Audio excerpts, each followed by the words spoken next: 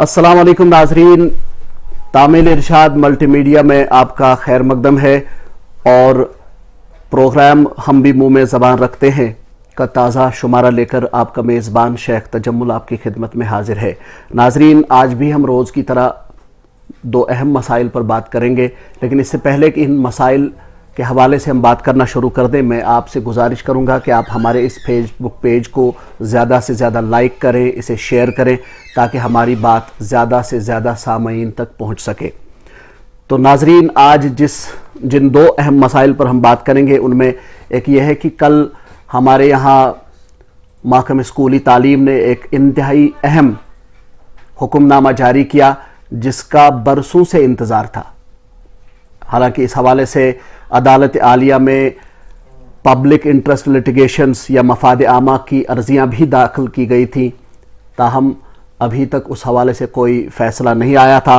तो अब स्कूली तालीम महकमे ने खुद ही एक इंतहाई अहम और ज़रूरी कदम उठाते हुए हमारे मासूम और नौनिहाल बच्चों के कांधों से स्कूली बस्तों का बोझ हल्का करने की एक कोशिश की है, एक सही की है, जो काफ़ी काफ़िले सराहना है। इस फैसले का हर तरफ से जो है खैर मकदम किया जा रहा है। नाजरीन, मैं आपको बताता चलूँ, मैं खुद कई साल तक एक प्राइवेट स्कूल टीचर रहा हूँ और हमेशा जब मैं देखता था कि हमारे ये मासूम और नौनिहाल बच्चे स्कूली बस्तों का बोझ उठाए, उनकी कमर जो है वो खमीदा हो चुकी होती थी, तो मुझे काफ़ी दर्द कर्ब होता था। प्राइवेट स्कूल्स का जहाँ तक ताल्लुक़ है, इन्होंने इस एतबार से काफ़ी मनमानियाँ की हैं और ये मनमानियाँ इस रोज़ तक अब जारी हैं। अब देखना ये होगा कि जो सरकार का हुक्मनामा है इस पर ये लोग किस हद तक अमल करते हैं। हमेशा जिस चीज़ ने मुझे गिरते हैरत में डाला है, अचंभे में डाला है, वो ये है कि आप एक प्राइवेट स्कूल में हर कोई मजमून अंग्रेज़ी ज़बान में पढ़ाते हैं सिवाय किसी लैंग्वेज के, चाहे उर्दू हो या अरबिक हो या बाकी कोई सब्जेक्ट है। बाकी सभी मज़ामीन आप अंग्रेज़ी ज़बान में पढ़ाते हैं, लेकिन फिर भी आपने कन्वर्सेशन नाम का एक सब्जेक्ट दाखिले निसाब किया है, अपने सिलेबस में शामिल कर दिया है, जो मेरी समझ से बालातर है। मैं एक उस्ताद होने की हैसियत से कह रहा हूँ, बल्कि एक वालिद होने की हैसियत से मैंने देखा है कि मेरे दो बच्चे स्कूल में पढ़ते हैं, दोनों के बस्ते में हर रोज़ मैं देखता हूँ कि कन्वर्सेशन नाम की एक बुक है जिसमें आपको अंग्रेज़ी ज़बान बोलना सिखाया जाता है। हालांकि होना ये चाहिए था कि प्राइवेट स्कूल जिनका मीडियम ऑफ इंस्ट्रक्शन इंग्लिश है, यानी दावा वो करते हैं कि हमारा मीडियम ऑफ इंस्ट्रक्शन इंग्लिश है, लेकिन अक्सर बल्कि 80% स्कूल्स ऐसे हैं जिनके असातिज़ा अंग्रेज़ी ज़बान से नाबलद हैं, वो अंग्रेज़ी ज़बान बोल नहीं पाते हैं। और फिर भी आप लोगों ने कन्वर्सेशन नाम की एक बुक अपने निसाब में शामिल कर दी है, जो कि इन मासूम बच्चों के साथ जुल्म तो है ही, उनके वालिदैन के साथ भी इस एतबार से जुल्म है कि आपकी किताबें काफ़ी महंगी होती हैं, इनकी कीमतें बहुत ज़्यादा होती हैं, तो इस एतबार से आप एक माली बोझ भी इन बच्चों के वालिदैन पे डालते हैं। दूसरा ये, मैं हमेशा से ये बात समझने से कासिर रहा हूँ कि मेरा बच्चा जब यूकेजी क्लास में पढ़ता था तो उसके निसाब में कंप्यूटर साइंस की एक बुक भी थी। मैं हमेशा सोचता रहता था कि यूकेजी का एक बच्चा कंप्यूटर कैसे सीख सकता है और उसको कंप्यूटर से करना क्या है, कंप्यूटर सीख के करना क्या है। उसको होना यह चाहिए था कि ये तीसरी चौथी जमात से आप कंप्यूटर का इंट्रोडक्शन देना चाहें, फिर आपके पास 7 साल पड़े हुए हैं। अगर आप तीसरी जमात से कंप्यूटर साइंस का मजमून पढ़ाना शुरू कर देते हैं तो 10वीं तक आपके पास 7 साल है, और 7 साल काफी लंबा उर्सा होता है, उसमें काफी कुछ सीखा जा सकता है इन बच्चों की तरफ से। तो आप यूकेजी क्लास से आप कंप्यूटर पढ़ाते हैं, ये सिर्फ इसलिए है कि आप कमीशन हासिल करते हैं बुक सेलर से, पब्लिशर से, डीलर से। हालांकि आपने कभी भी तवज्जो नहीं दी है कि जो कंटेंट्स हैं आपकी बुक्स के, जो आपने शामिल निसाब की हैं, वो क्या हैं।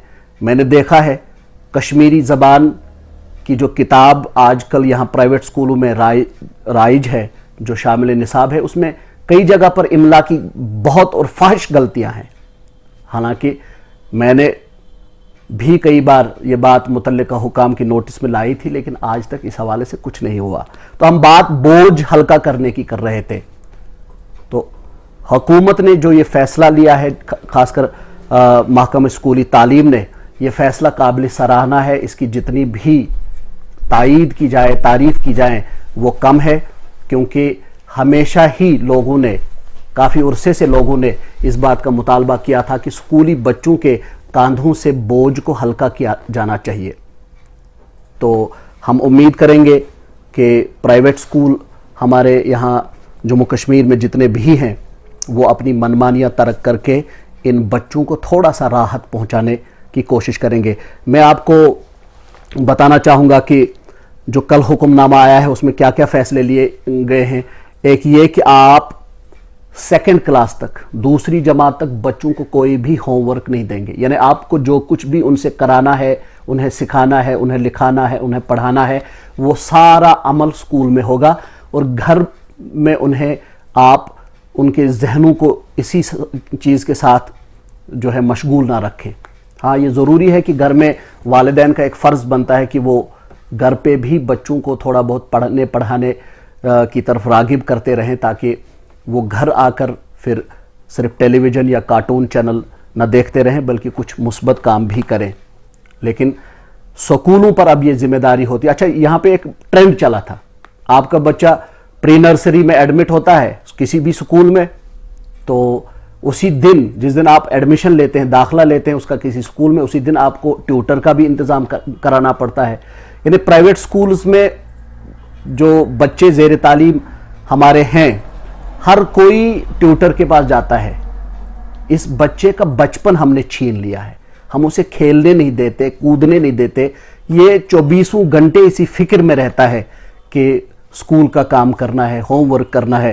حالانکہ میرا ایک دوست ڈاکٹر ہے، وہ گیسٹرو انٹرالوجی میں، اس نے کہا کہ کچھ سال پہلے جب وہ سورا میڈیکل انسٹیٹیوٹ میں ایم ڈی کی ڈگری حاصل کر رہے تھے، تو انہوں نے ایک چھوٹے بچے، 8 یا 10 سال کا بچہ تھا، ان کو دیکھا، اس کو ہائپر ایسیڈیٹی کی شکایت تھی. تو انہوں نے کہا کہ ہم نے اس چیز پر توجہ دی، اس پر سوچا، اور پھر اس نتیجے پہ پہنچے کہ یہ جو کتابی بستوں کا بھاری بوجھ ہے، اسی کی وجہ سے یہ ہائپر ایسیڈیٹی ہے. اور دوسرا اس کا کارن یہ ہے، اس کی وجہ یہ ہے کہ یہ بچہ ہمیشہ ذہنی طور بہت مشغول رہتا ہے اس چیز کے ساتھ کہ اسے ہوم ورک کرنا ہے، اسے ٹیوٹر کے پاس جانا ہے، اسے اسکول جانا ہے، اسے فلاں چیز کرنا ہے، فلاں چیز کرنا ہے. تو یہ چیز تعلیم کے نام پر ہم اپنی نئی نسل کو تباہی کے دہانے پر لا کھڑا کر رہے تھے. تو اب جب سرکار کی جانب سے یہ حکم نامہ آیا ہے، جیسا کہ میں نے ابھی کہا کہ سیکنڈ کلاس تک کسی بھی بچے کو ہوم ورک نہیں دیا جائے گا، تو یہ حکم نامہ کافی مثبت تبدیلیوں کا حامل ہو سکتا ہے. اسی طرح سے یو کے جی تک کے جو طلبہ ہیں، ان کو کتابی بستہ اٹھانے کی کوئی ضرورت نہیں ہے. یعنی ان کو کوئی ہوم ورک نہیں ملے گا، اور ان کی کتابیں جو ہیں وہ اسکول میں رہیں گی. اسکول مینجمنٹ کا فرض بنتا ہے، ان پر لازمی ہے کہ وہ ان کتابوں کی دیکھ ریکھ کریں، اور انہیں ہر روز صبح جب یہ بچے اسکول آ جائیں انہیں اپنا اپنا بستہ جو ہے وہ تھما دیں. اور یو کے جی تک کے طلباء کو یہ بستہ اٹھانے کی کوئی ضرورت نہیں ہے. جماعت اول سے دوم تک، یعنی فرسٹ پرائمری سے سیکنڈ پرائمری تک، زیادہ سے زیادہ جو وزن کتابی بستے کا ہونا چاہیے وہ 1.5 کلو گرام ہونا چاہیے. اسی طرح سے تیسری جماعت سے پنجم جماعت تک زیادہ سے زیادہ وزن 3 کلو گرام ہونا چاہیے. جماعت ششم سے ہفتم تک، یعنی چھٹی جماعت 6th کلاس سے 7th کلاس تک، زیادہ سے زیادہ کتابی بستے کا وزن جو ہے وہ 4 کلو گرام ہونا چاہیے. 8ویں جماعت سے 9ویں جماعت تک کے جو بچے ہیں ان کا زیادہ سے زیادہ وزن کتابی بستے کا وہ 5 کلو چاہیے. اور 10ویں جماعت کے طلباء کے لیے زیادہ سے زیادہ وزن 5.5 کلو مقرر کیا گیا ہے. تو اس اعتبار سے دیکھا جائے تو کافی اہم پیش رفت ہوئی ہے تعلیم و تعلم کے میدان میں. تو ہم امید کریں گے کہ جتنے بھی متعلقین ہیں وہ اس پر من و ان عمل کریں گے تاکہ ہماری جو نئی نسل ہے تعلیم کے ساتھ ساتھ ان کی ذہنی اور جسمانی نشوونما بھی ہو جائے اور ہم انہیں تباہی کی طرف نہ دھکیلیں۔ دوسرا مسئلہ جس پر آج ہم بات کریں گے وہ روسی سفیدوں کا مسئلہ ہے۔ ہم جانتے ہیں کہ پچھلے کئی سال سے ہمارے یہاں جموں کشمیر میں یہ مسئلہ چل رہا ہے، خاص کر وادی کشمیر میں، کہ روسی سفیدے جو ہیں یہ اپریل اور مئی کے مہینوں میں روئی کے وہ گالے پیدا کرتے ہیں جو کافی الرجک ہوتے ہیں، ان سے آپ کو نزلہ زکام ہوتا ہے، فلو ہو جاتا ہے، تو پھر لوگوں کو بڑی پریشانی ہوتی ہے۔ اس اعتبار سے اس سے قبل بھی حکومت نے جو روسی سفیدوں کے مادہ پیڑ ہوتے ہیں انہیں کاٹنے کا حکم جاری کیا تھا، اگرچہ کسی حد تک اس پر عمل بھی ہوا لیکن اکثر علاقوں میں زیادہ عمل درآمد نہیں ہوا، اور اس حوالے سے بھی جو جموں کشمیر کی عدالت عالیہ ہے اس میں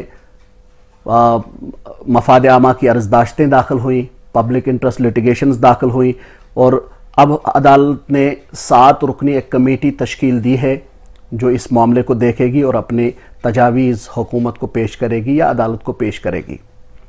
یہاں پر ایک بات جس پر ہم کو توجہ دینی چاہیے کہ وہ یہ ہے کہ یہ سفیدے کا پیڑ جو ہے اس سے ہماری وادی میں لاکھوں لوگوں کا روزگار بالواسطہ یا بلا واسطہ وابستہ ہے۔